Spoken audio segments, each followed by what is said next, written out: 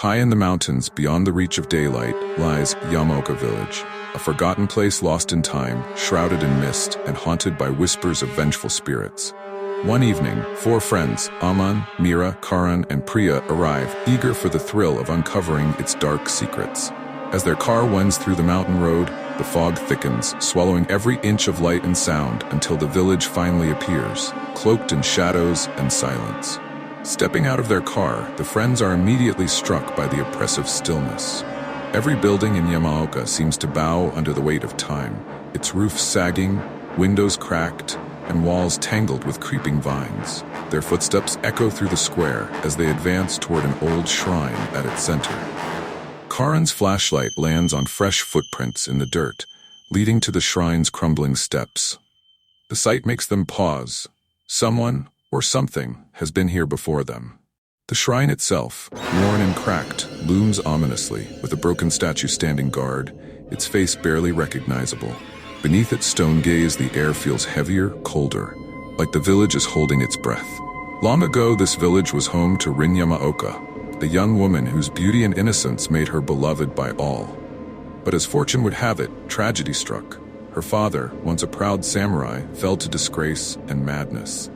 Blinded by fury, he accused Rin of dishonoring their family and in a fit of rage struck her down. The village wept for her, but in her death she returned, bound forever to this cursed ground, her spirit filled with the same anguish and fury that had taken her life. In the present, the fog grows thicker as night settles, and a biting chill creeps through the village square.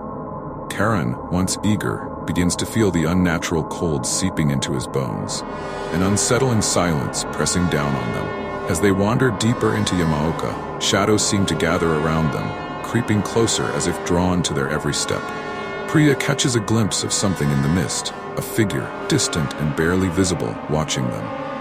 Her heart races, but as she looks closer, the shadow melts back into the fog, leaving only an eerie silence. Karan laughs it off, but the others exchange nervous glances, sensing the unseen presence watching, waiting. As they push on, Karan wanders a few steps ahead, his flashlight barely cutting through the thick fog. Suddenly, the beam flickers, and his voice calls out, distant and muffled. The others call his name, their voices swallowed by the mist. Karan's light vanishes, leaving only a faint echo behind. The group searches frantically, but he is gone, swallowed by the fog, his presence erased as if he'd never been there.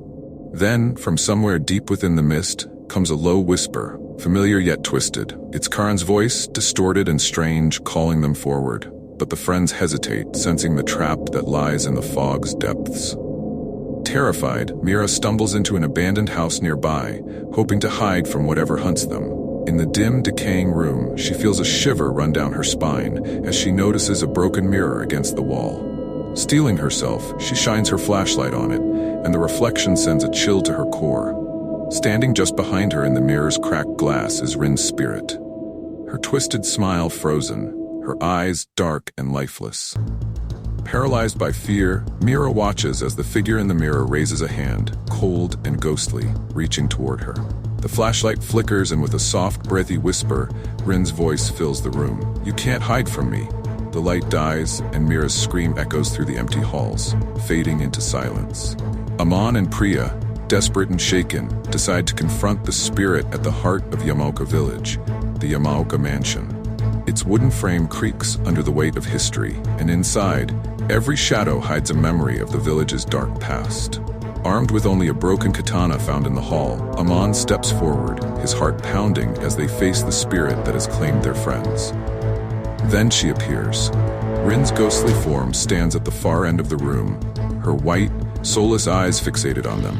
Her twisted smile returns, and in a voice as cold as death, she murmurs, "You came looking for me.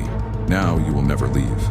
The air thickens as Rin advances, her presence consuming the room, filling it with a darkness that smothers hope.